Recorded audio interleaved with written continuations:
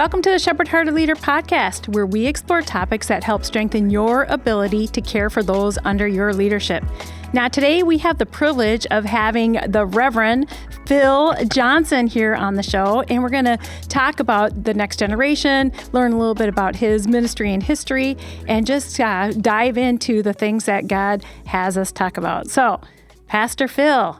What's going on? Welcome to the Shepherd Hearted Leader podcast. It's an honor. So you are known locally and nationally. You're quite the expert in youth ministry, but it didn't maybe start there.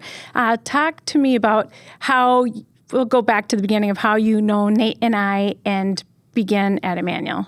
Yeah. Well, first off, just thank you, Pastor Jodi, for the opportunity to be here. It's super humbling.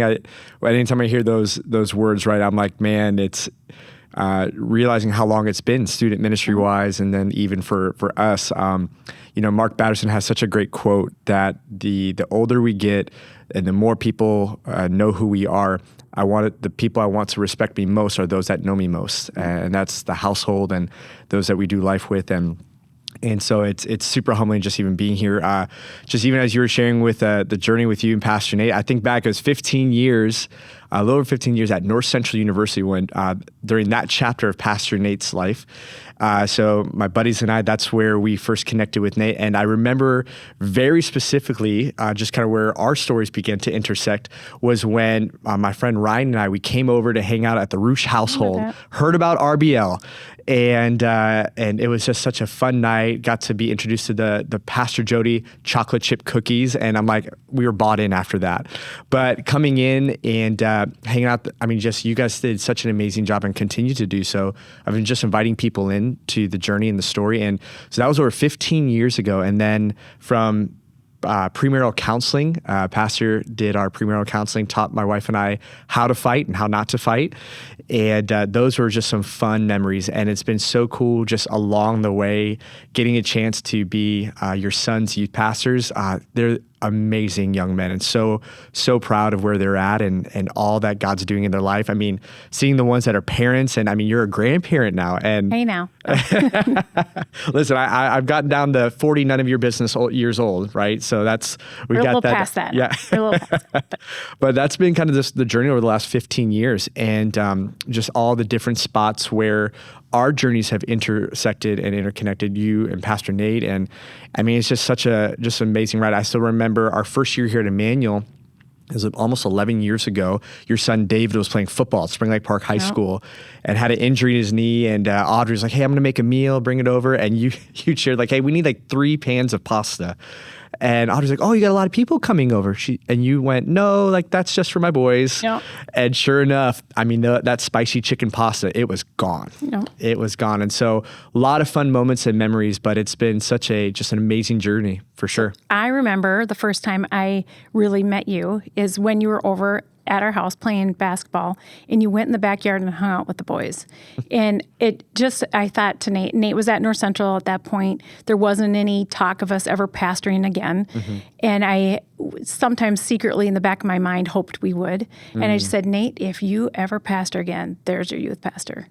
Because you cared for kids so much way back then. And so just always saw that. And then I remember going to North Central, and I think we had a couple classes together. Yeah, Bill Tibbetts. Yeah, we had some of those business classes together. Oh, it was fun. People are like, hey, are you the teacher? I'm like, no, I'm the student. Graduated, I think, probably close to the same time you guys all did. But yeah, just seeing so many things over the years. Talk a little bit about your ministry background. You did some ministry before you came to Emmanuel and just how it's evolved over the years. Yeah, I had the privilege of growing up in a household where ministry was kind of modeled in a really just intentional capacity and intentional way from my mom and dad. Shout out, hi mom and dad, I made it, I'm here. And but they just did it so well and just continued to do that even to this day, just ministry wise. And so grew up in that context in South Minneapolis, street evangelism, food shelves, outreaches. And so watching just how they did that and cared and loved for people so genuinely really left a mark on me, middle school, high school, and just that carried on into college when just kind of figuring out who I was and kind of, okay, God, what do you have for me? And then being at a spot stepping into student ministry then, I remember it was at a church plant, was my first spot. Audrey and I, we worked 5 jobs between the two of us, Oh, wow. 1 car. And but we laugh because we look back on that going, oh, that was a simpler time, right? We had a little apartment downtown and would hop on the light rail to go to staff meetings and then bike to where the staff meetings would take place, or to go to the coffee shop and get picked up, and just really learned what it meant to show up for students. Had a great team there that began to help expose me to, hey, here's how you plan. Here's what it looks like to be organized so that a parent trusts you with their kid. And then my wife and I, we stepped into our first full-time role for a couple of years at church in South Metro, and just an amazing time there, learning that, okay, this is what student ministry looks like. This is what youth ministry looks like. And in a lot of different contexts, we had kids coming from the suburbs as well as the cities, had a bus ministry. And so just learning, okay, what does it look like to create an environment where no matter what story someone's stepping out of, that there's a common denominator that, hey, we want to make Jesus known, and we want to make sure that you feel seen and valued as a student wherever you're coming from with your story. So we were there for a couple years, and then we knew God had something for us with what was next, and it was one of those step of faith moments. And I just remember the different conversations. And I mean, as embarrassing as it is, we said no several times initially because in full transparency, I'm like, there's no way Pastor Nate is asking me, like with the people that he knows, like it was such this weird obstacle that I had to navigate to get here. But it's been amazing because I blinked and it's been almost 11 years. Yeah, it's amazing. And, but just watching them through the different lessons and the people that have been a part of the journey, it's just been such a enriching experience. And I credit my mom and dad just being lifelong learners and modeling that so well that even as you were part of the intro, I'm going like, man, there's so much I don't know. But yet I think that's what draws me back to like, okay, God, you're still doing new things as new generations are coming up, like Gen Alpha's coming up through kids ministry and into middle school. And like the extrovert learner in me is going, oh, what do you love to do? What are your tendencies? How does this impact you? And that just kind of brings me back to the drawing board of going, okay, God, what do you have for them? That I think has kept a real genuine desire and just heart for the next gen when it comes to ministry and in the local church and the Capital C Church. Yeah, you are definitely a learner. So kind of circling back to your days at North Central, did you start out going for business, or how did the youth ministry aspect come along for you? Yeah, so it's a great question. For my family growing up, they were part of, or my dad, when I found out that they had a faith-based salary, and kind of what that meant. And so for me, I'm just kind of feeling like, oh, you know what, business, I'm good with people, I like numbers, maybe I'll support the local church through a business arm or through a business extension. And I remember I was very just blessed looking back at my story. There's a gentleman, Bill Tibbetts, who was a business professor, and in the program, and just I was eating all the different stuff that I could, just learning. And then there was a moment we sat down in his office, and he's like, Phil, you're good at this, but man, you seem to have there seems to be something here, and I think you might need to lean into that. And to have a business professor recognize and call that out, and even resource me and help encourage and coach me to go in that next direction. What area was he pointing out that he thought? It was student ministry, because I kept sharing how excited I was volunteering at the different churches, the different youth events, and showing up for hospital visits for students and that weren't a part of a youth ministry, and just like, hey, I just want to show up. I just want to be there. Like, I want them to know that someone's in their corner. And he highlighted that and just kind of brought that and connected those dots. And so for me, it took a little longer to get there. But then my junior year, I switched in and really just went all in. We're pursuing the internships and the different opportunities to learn from those that were farther down the road than me, learning all the ins and outs of it. And but yet still, while showing up for students, borrowing someone's car to go to a student's game, or finding a way to get these student events or bring them to the campus or things like that, and just to hang out and things like that. But yeah, so that was a bit of the college experience and kind of where that formation began to take place. And then you had mentioned Audrey a lot as partners in ministry. Mm-hmm. Talk about how you met her and how she entered the picture, I guess. Gosh, I'm still pinching myself just that she said yes. We said, so I don't know when this podcast is going out, but today in recording, we are 4 days out from celebrating 13 years of marriage. Wow. And so I've been together, thank you, been together 16 years then, dated 2 years, we're engaged for a year, and then have been married for 13 years. And man, Audrey is, there's so much that I could just shout her out for of what she has meant in how God has used her just to highlight different things that I would have missed, even skill sets and gift sets that I have that I would have been unaware of or had missed if it was not for God using Audrey to highlight some of that or shout that out. Audrey is from the East Coast, and we met at college. She was a freshman, I was a sophomore. And I just remember just even in the dating process, like I'm like, man, I want to be as confident in what God's called me to do and what God's given me as Audrey is. And watching how she was so intentional at using her gifts, not just for her own gain, but to benefit those that were in the church, to allow people to experience and encounter the presence of God in such a real and tangible way. That was so inspiring to me, and it just continues. I mean, Audrey she's a galvanizer. Everyone has an Audrey story, but it's also a story of, hey, I feel seen and valued. And that was something that even in college when she was 18 and 19 and we were meeting and dating, that just really encouraged and even helped highlight just once again what God had placed in me or how God was wanting to use us. And so, yeah, even to this day, there's still so many things I could just credit and thank her for and how God has used her. You guys are an amazing couple. I think I'd be amiss if I did not ask you to talk to the Shepherd Heart leaders who are watching this podcast. How have you two managed doing ministry together? I feel personally like watching you. You've done such an amazing job with your calendar, your communication with each other. Just maybe talk about how you two manage doing ministry together, because I think that's a big question people are asking. Yeah, and I think for us, a big turning point was when we recognized, and this is just personal, it's not a projected that everyone has to do this as well, but for us, it was, we're never going to necessarily have balance. Like there's never going to be this season where like, oh, everything's balanced out, we're good. That it was kind of this give and take when it comes to the schedules and rhythms, and recognizing the things that are on our calendars are the things that we have said yes to. And so there's an ownership too when it comes to the responsibilities of the organization that we're a part of, or the church that we're a part of, or the season that we're in. What is our yes? And then continue to have this framework of communication. So for us, we're both external processors. And so what we've done, a model that's really been beneficial for us, has been dialogue daily, date weekly, and disappear yearly. The dialogue daily comes from this stat that we both stumbled upon. The average American couple, and I don't know the source, so I apologize about that, but the average American couple has less than 4 minutes of meaningful conversation a day. That does not include work or family. And so for us, Audrey's the funniest person I've ever met, and she's my best friend. And I wanted to continue to make sure there's this friendship that we continued to date each other. And so even throughout the day, the intentionality of like, hey, how do we make sure that the other person feels seen and heard with their day? And then the date weekly, that's that check-in of going, okay, what worked, what didn't with our schedule and our rhythm this week. And even if when we had littles, that might just be Taco Bell in bed watching a show. But there was an intentionality to have a meal together where we have each other's attention. And then the disappear yearly, that was a big game changer for us, because that's where those conversations of, okay, what's God doing in you? Because I know every couple has that timing person, right? Like, it's not the time to talk about that. Or the other's like, hey, we need to talk about this right now. And so for us to create an environment and a space that allowed those big conversations to happen. Are we done with kids?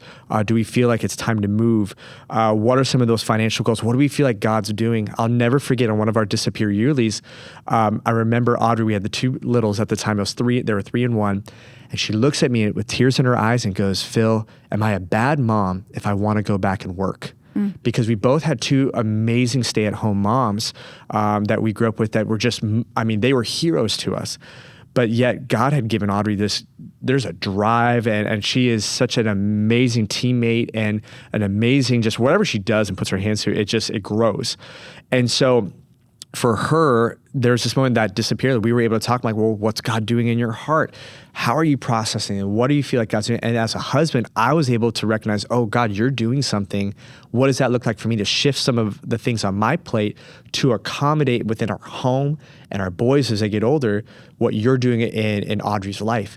And so that disappear yearly was so critical and has been critical because that's that alignment, right? Like I'm a learning car person. I'm not a self-proclaimed car person by any stretch of the imagination, but I know enough that if a car's out of alignment, the faster you go, the more it shakes. So that disappear yearly for us became that alignment to make sure that, hey, as life continues to speed up, that it's not shaking or going to break down.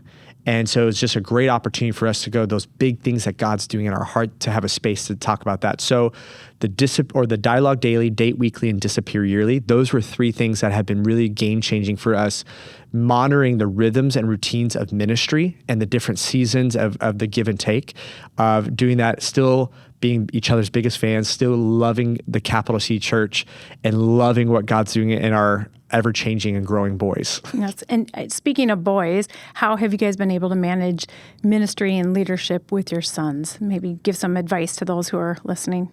Yeah, I think it's, and you and Pastor Nate could probably do your own or a separate podcast on this one, but I think for us, it's just constantly learning, right? It's these moments where there's the times you think you're dropping the ball, but all of a sudden you're like, oh God, I guess this isn't going bad. And other times that you think you're doing well, and it's like, oh, that didn't go as well as we thought, or that didn't, they didn't receive that in the way that I would have hoped that they would have. And I think it's just constantly being students of your kids. And for me, I love those car rides. Like, I mean, my son, my oldest one, Dad, I want to ride the bus. I want to be with my friends. And for us, I'm like, dude, I'm going to be honest with you. Until you have your car, you're stuck with me, because I want to hang out with you. I want to hear about what's going on, what you're thinking. And so for us, we fight to have those moments and that time with them, because I want to continue to learn, what are they passionate about? What do they love doing? And how do we plan vacations around, or family hangouts, or dad and dude dates? How do I plan that around things that they're growing and passionate? Because I want to continue to be alongside of them. Because when a goal that there was a pastor they shared a while ago, and I'm like, oh, I want this, that when our kids don't need to be at home, they want to be at home. And when they could be at a friend's house, they want their friends to come to their house. And I'm like, okay, what does it look like to have that? And I want to parent in such a way that they can fail safely and grow as followers of Jesus personally, not just because mom and dad said so. And so that's just been a commitment from Audrey and I. And there's a lot of mistakes in between, right? But just a commitment to go, I want to be the biggest fans of what God is doing in our boys. And the only way to do that is proximity and quality or quantity of time, because quality of time is an overflow of quantity of time. And so there's moments where I'm like, okay, instead of watching a basketball game, I'm watching their favorite show. Instead of maybe going out and working out an extra 30 minutes, I'm coming back earlier to play catch, or to help build a garage out of cardboard box that our youngest is building for our dog. It's just those little things of just going, I want to be in the proximity of what you're doing while you're discovering what God's put inside of you. That's amazing. One of the other things that I've observed about you is time. You're a very good manager of time. And in the office or whatever you do you have any time management tips? And then we'll talk youth. How's that? Just recognizing, there's a phrase, it's leadership is disappointing people at the rate that they can digest. And when it comes to time, it's recognizing and being a constant learner of what needs my yes and what should get my yes. And it's being quick to apologize, because there's many moments where I maybe gave time to something that didn't need that as much time, or where a team member maybe felt like slighted because they're like, hey, I need this from you to keep moving forward. And so for me, it's just a constant learning experience. Like, I mean, I have my paper calendar just because it helps me track my thoughts. Naturally, I would be an unorganized. You got a paper calendar. So I'm a nerd. I have my paper calendar, and then Sunday nights I cross-reference it with my digital calendar and my shared calendar that I have with my wife and then several teammates. So my paper calendar and then my digital one, just to make sure I'm like, okay, where do my yeses come from? And that helps me too, because within the context of relationship and the speed of relationship, if I have a friend or a teammate or a volunteer that's saying, hey, man, this popped up in my life, I'm able to know what my yes is in that moment. Because I often know, like, my blind spot as a leader can sometimes be that follow-up, the speed of follow-up, because of just the things that are on the plate or the things that are on the dashboard. So for me, recognizing, okay, if that's an area that I could trip up in, how do I make sure that my schedule is as clear in such a way that my yes is a yes, right? And I know what's there. It's not yes, and then I'm going to go figure it out. So there's been a lot of learning, a lot of apologizing, and a lot of grace when it comes to developing some of those habits. You're able to get a lot of things accomplished, so I admire that about you. All right. So switching gears into the youth world, what do you see as the biggest challenge facing those leading the next generation of students? Yeah, I'm going to speak just maybe from the season that I'm in, because there's a lot that could be listening to the podcast that have different context and different tensions, if you will, when it comes to the realities of what they're facing. For us, we're still navigating kind of like the realities of post-COVID when it comes to the social habits and interactions of students, right? There's so much that's been valued on, okay, what do I feel to be true, but what do I know to be true? And trying to help bridge the gap from the emotions that they're feeling versus the reality of what's around them. And so just even some of the basic principles and strengths of like talking to somebody face to face and watching the amount of time that they're able to do that drop. There was a study done, I think it was Baltimore University several years ago, and what they did is they put a recorder on to watch these Gen Z students and even some young adult millennials have these conversations, with a 10-minute conversation with someone, and they were just asking questions, and they would go back and they would watch it. And the people that were being interviewed, they were just shocked. And the interviewer goes, "Why are you shocked? Why are you surprised?" And to them, they went, I never actually did that. I don't know why I said that. I don't know why I embellished that or why I shared that. But there was such a unspoken habit that had been developed through tech and online interaction, that there was a subtle habit that had been developed to embellish or to expand on a truth that maybe wasn't a truth. And the study found that in that 10-minute conversation, these candidates lied an average of 2 to 3 times just sitting there, because there was this propensity to from like social media and all that to project a certain success or confidence or whatever that might be for you. But it's looking at, okay, what do I actually feel to be true? What do I know to be true? And so in our context, it's looking at how do we continue when it comes to biblical literacy, if you will, the ability for someone in the next generation to go, this is what I know to be true, and how do I navigate or know that if the Bible says this is true, but I feel this truth because of a friend that I know that believes this or is going through that, or a community that I'm a part of at school, or something that I'm recognizing in my home, if this is true, but I feel this to be true. How do I begin to wrestle through that? How do I begin to navigate that? How do I begin to build bridges with that?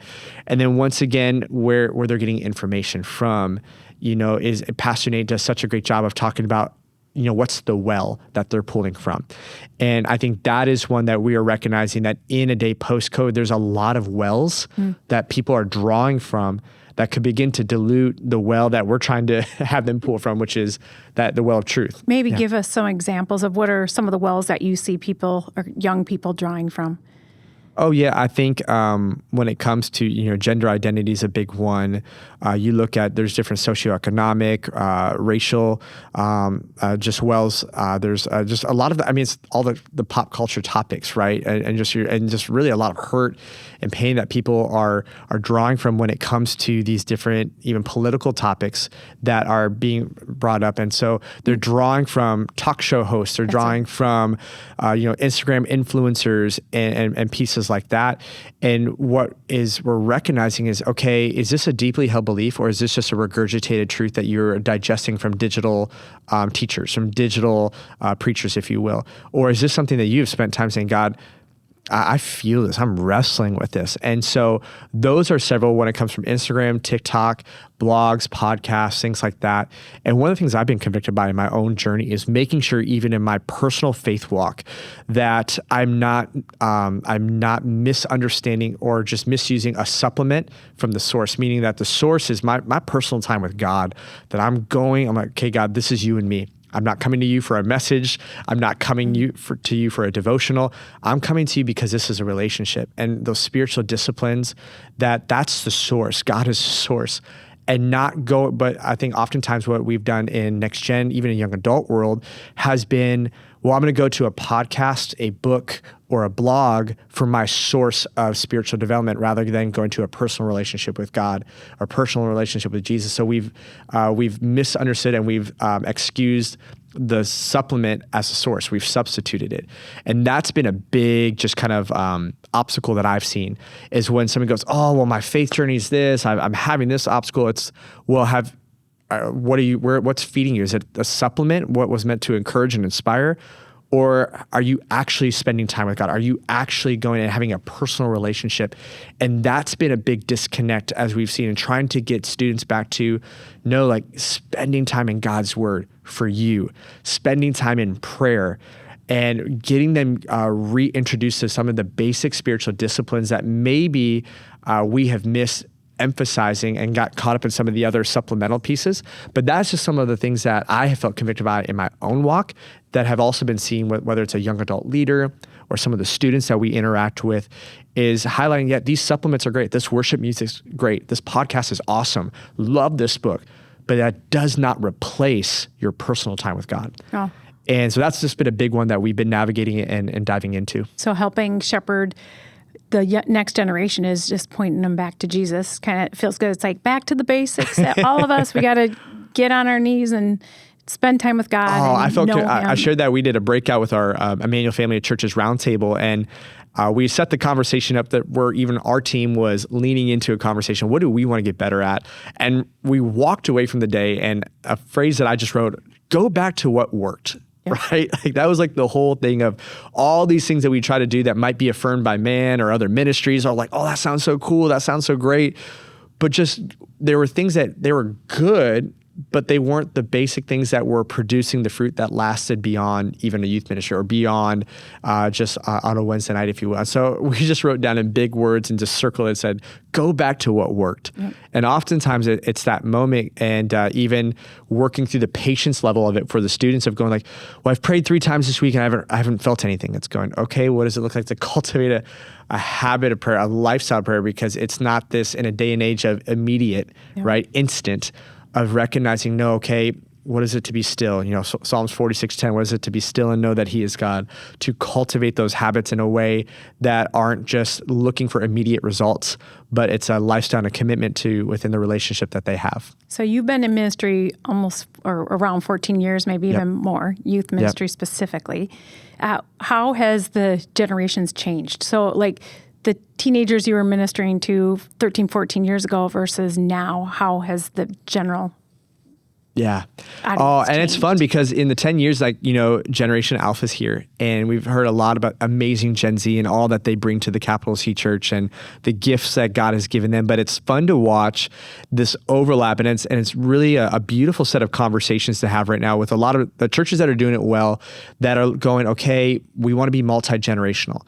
And leaning into the reality of how tough those conversations can be, because so for now in kids, youth, and young adult ministry, so I'll speak to kids and youth, you have Gen Z parents, millennial parents, Xer parents, and boomer parents. And maybe quick, give us a little breakdown of what those are. Oh, I mean, we could hop into another podcast with that, but like looking at, and those are generational breakdowns based off decades of where they were born, but you have 4 sets of parents that have 4 different vantage points of what they think good parenting looks like. Say it again. Say the different generations again. So right now what we're seeing is there's Gen Z, with Gen Z, that's kind of like a lot of time we had talked about, that's youth, and but they're now in college, and there's those that have graduated now, and they have kids in kids ministry, and they're parents. And so now kids pastors are interacting with Gen Z parents. Millennials, that's my generation.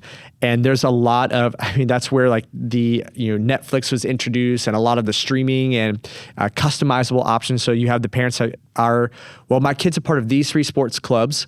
And so if you have youth group on this night, then they can come. Or if you can they come to 2 nights of camp, but then I'm going to come pick them up here because they got a tournament there. So there's like this desire for customization. Okay. And so, but millennial parents, they're in Kidsmin. We have millennial parents in youth ministry.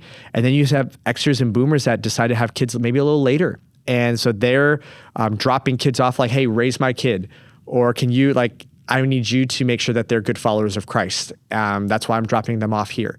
And there's so many wonderful things that each generation brings to the table. But as student ministry and even kids ministry, you're looking at, this is a new set of conversations going, how do we keep the main thing when we have 4 different vantage points and then their family histories that they're projecting into the Capital C Church of going, this is how it was done when I was a kid. This is how it was done when I was a youth.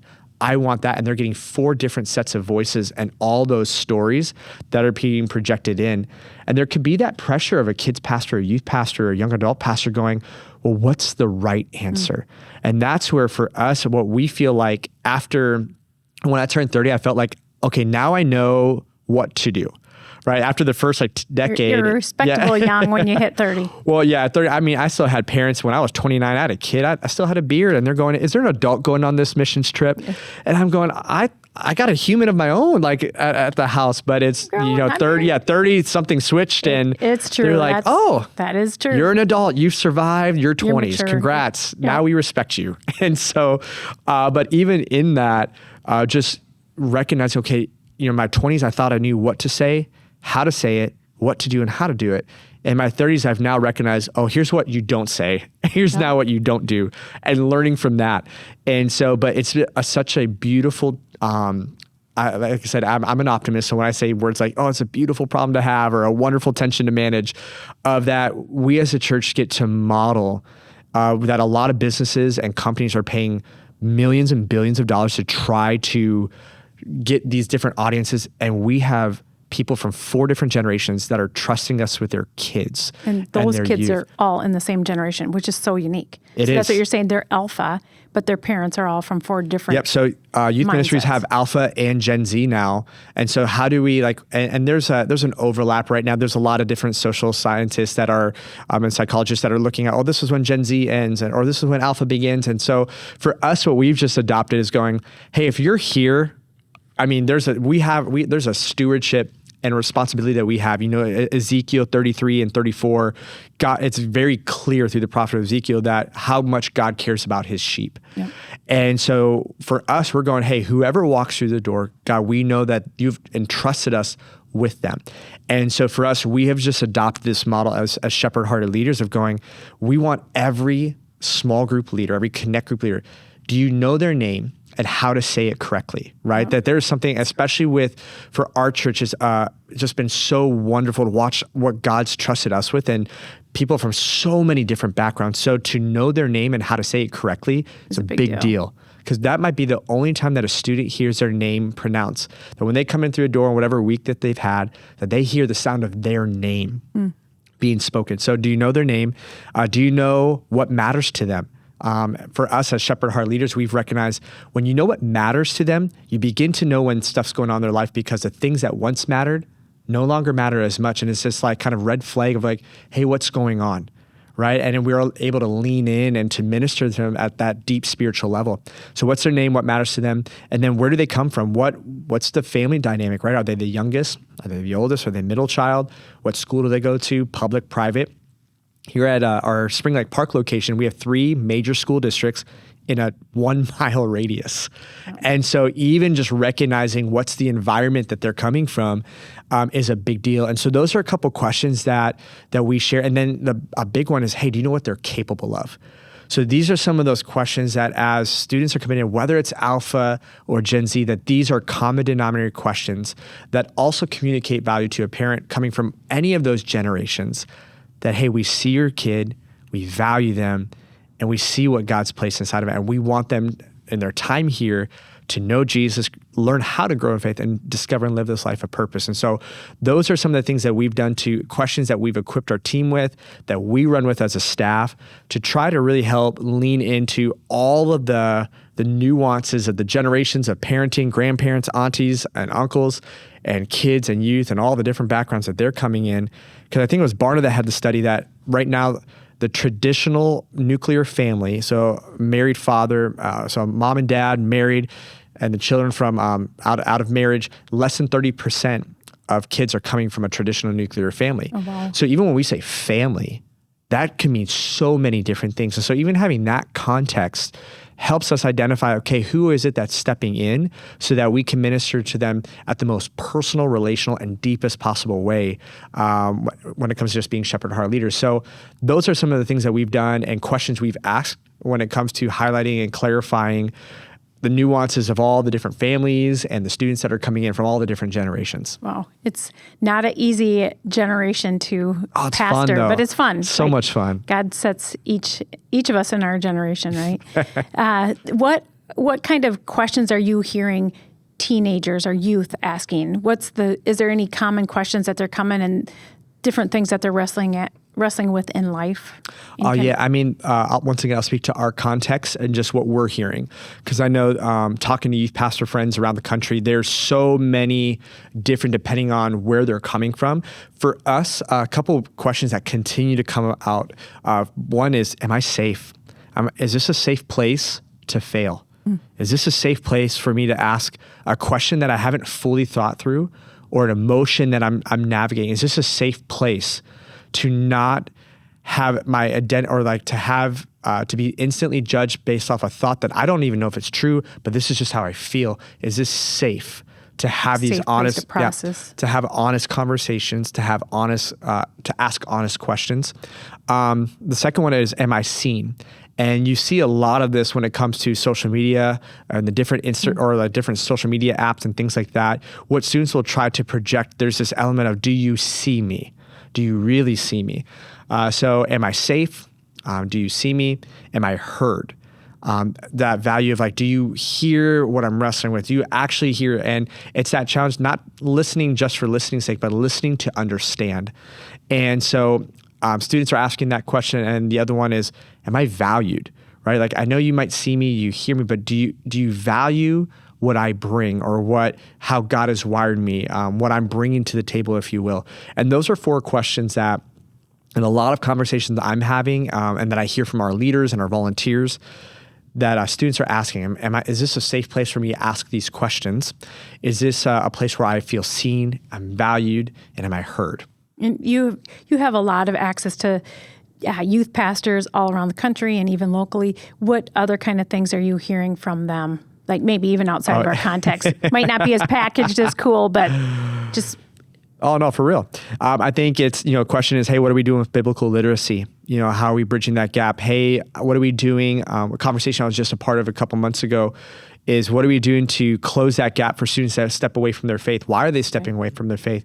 But then also, why are they returning? There was a report, I think it was Pew Research, that millennials are the highest returning group coming back to church. Wow. But why, right? And so those are some of the questions that I know just in some of the conversations I'm around the last couple months around biblical literacy, around just involvement in the Capital C Church. Why are they stepping away? Why are they coming back? And so it would be a few that people are asking right now. I'd say your generation, you saw a lot of people deconstructing and then reconstructing. Like, how's that going? Are you seeing some of them come back?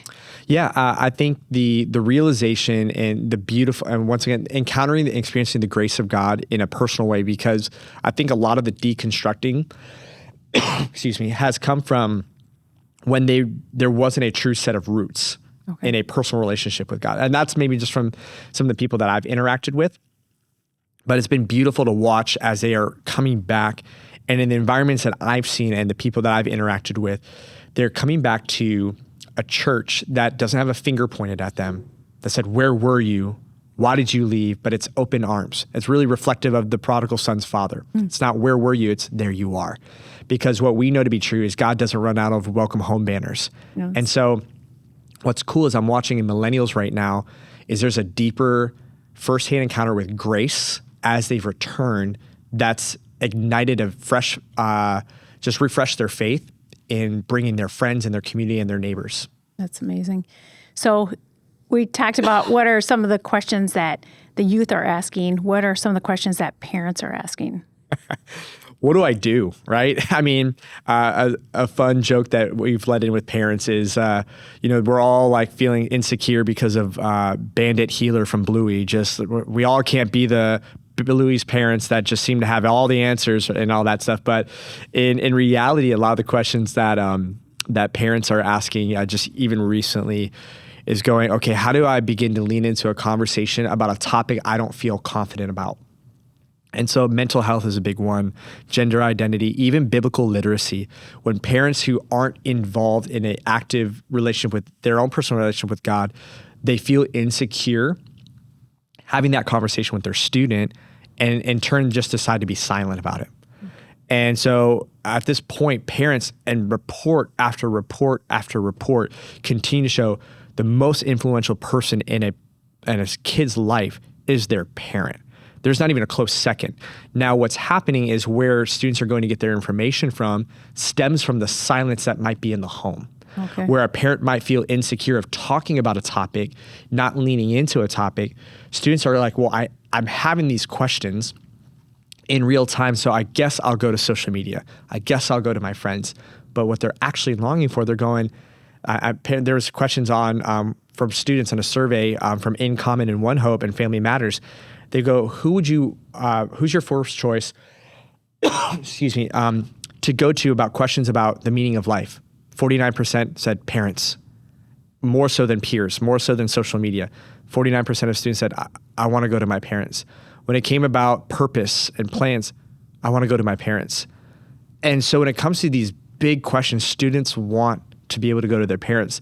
But then when it comes to some of these other topics, like I said, mental health, racial injustice, gender identity, biblical literacy, and some of these topics that parents might feel ill-equipped with, they just are silent. And I think the encouragement, if there's any parents listening, is what does it look like to lean in and ask questions? Like, even if you might not feel confident having the conversation, go, hey, well, what is it about this topic that you're so passionate about?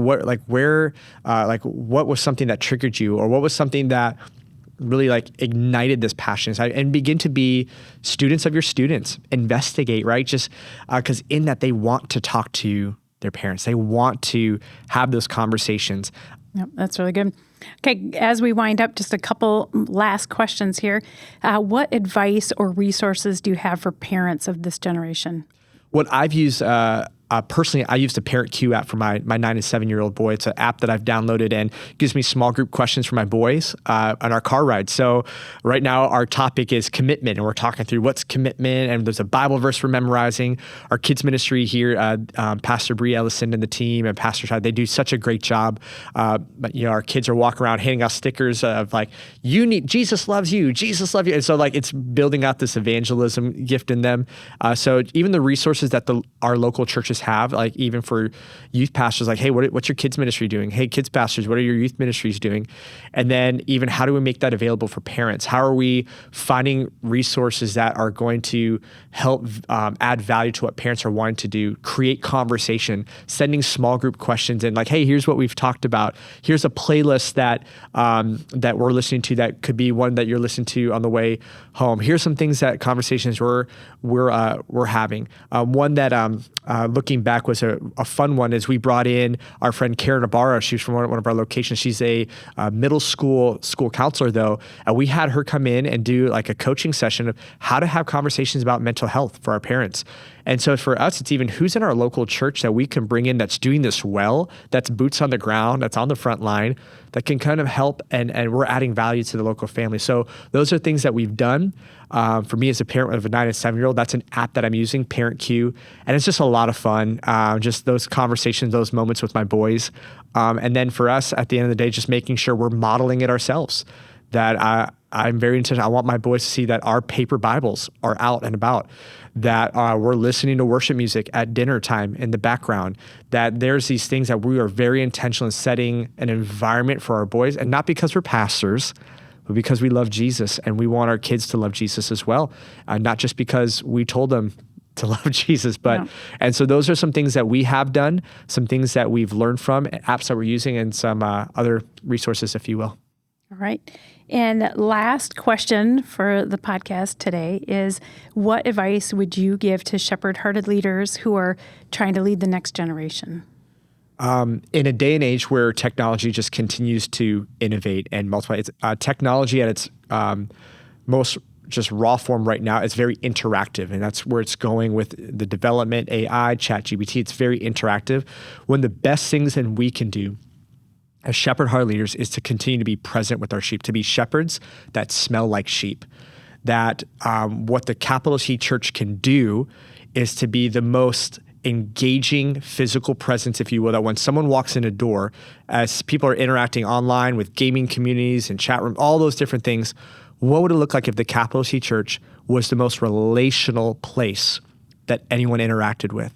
And I think as shepherd-hearted leaders, what we can do is when someone walks through a door, we can now offer them something that they might not be getting at all throughout the week as they're interacting online with technology, that they get to see somebody with a body language that says, I'm happy to see you. I'm pumped to see you. They know your name.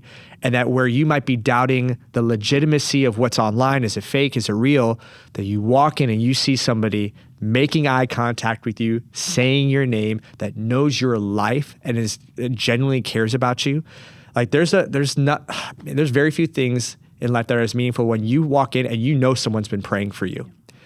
There's a friend of ours, Mama Brown, Tammy Brown. She is one, when she says, I've been praying for you, you're like, I know, I felt it. There's things happening in my life this week that I don't know why they went that good or why there was favor, but I believe that. And so for us as a church, as Shepherd Heart leaders, to be people that are present, to be people that are engaged, that are shepherds that smell like sheep, I think it's a wonderful opportunity that we have to really just communicate the gospel message in such a personal and real way. Because as technology gets more interactive and continues to develop, to keep the main thing for us. And, I think of John 13 when Jesus shared with the disciples, it was like the plot twist, like, hey, a new command I leave you, right? We all know the verse, love others as you, or treat others as you want to be treated. But we forget sometimes that Jesus dropped the new commandment right before he left. And that is, love others as I have loved you. Treat others as I am treating you. And so the bar has been set. And so I think in those moments, the ability to be relational, to be intentional, to be present is one of the best things that we could do as Shepherd Heart leaders in today, tomorrow, within the next week, the next year, for a generation that's coming up, that's full of gifts and talents, that's just waiting to discover the plan and purpose God has for them. Well, thank you so much for sharing today on the Shepherd Heart Leader podcast and investing in the generation for so many years at Emmanuel. You've been a great leader and you are a great leader. We appreciate you so much. So thank you for tuning in to the Shepherd Heart Leader podcast. If you enjoyed today's episode, we'd encourage you to share it or comment and like it as well. We always love hearing from you, and we will leave some of the resources that Pastor Phil talked about in the chat here, or actually in the description. Until next time, keep leading well.